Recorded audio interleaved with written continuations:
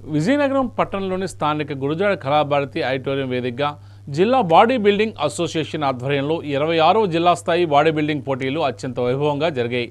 స్వర్గీయ కోడి రామ్మూర్తి నాయుడు గారి స్ఫూర్తితో నిర్వహిస్తున్న ఈ పోటీలను అసోసియేషన్ జిల్లా అధ్యక్షుడు రెడ్డి శంకర్రావు మరియు కార్యదర్శి శ్రీనివాసరావు పర్యవేక్షించారు.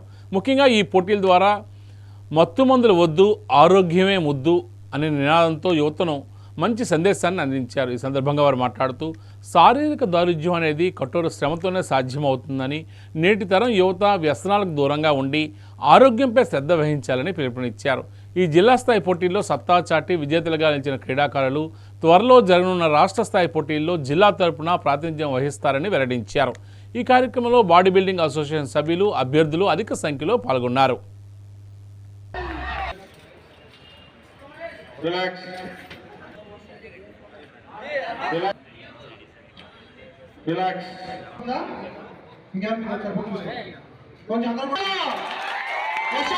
రెడీగా రావాల్సిన కోరుతాం. రెడీగా ఉండాలి.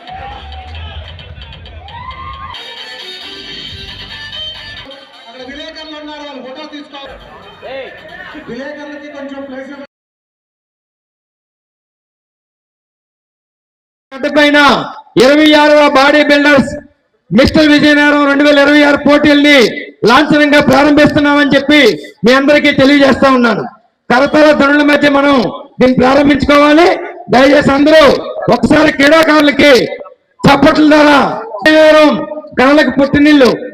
అలాగే ఈరోజు అన్ని రకాల కళలతో పాటు బాడీ బిల్డర్స్ ని ఈ జిల్లాలో ముందుకు తీసుకెళ్తున్న వాళ్ళు మా జిల్లా కార్యదర్శి కోరాల శ్రీనివాసరావు గారు, మా మాస్టారు.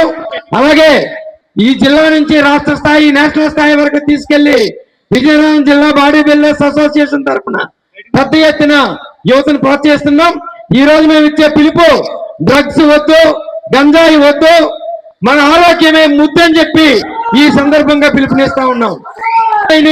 తరుము కొట్టి మత్తుమందుని దూరం చేసి ఆరోగ్యకరమైన శరీర ఆరోగ్యాన్ని, శరీర సౌష్ఠవాన్ని ప్రదర్శించేదానికి ఈరోజు జరుగుతున్న ఈ బాడీ బిల్డర్స్ పోటీలు ఒక స్ఫూర్తిదాయకంగా నిలుస్తాయని, భావితరాలకి అనేక మందికి ఉద్యోగాలు ఇచ్చేదానికి అటు పోలీస్ ట్రైనింగ్ కానీ, మిలిటరీ ట్రైనింగ్ కానీ, బ్యాంకు టీచర్స్ లాంటి పిఈటి టీచర్లకు కానీ ఉపయోగపడేది ఈ బాడీ బిల్డర్స్ పోటీలు. ఈ పోటీల్లో గెలిచిన వాళ్ళని రాష్ట్ర స్థాయి పోటీలకు పంపిస్తాం. అలాగే మే 29, 30, 31 బెంగళూరులో జరిగే నేషనల్ పోటీలకు కూడా అందులో సెలెక్ట్ అయిన వాళ్ళని పంపిస్తామని చెప్పి సగర్వంగా తెలుస్తుంది.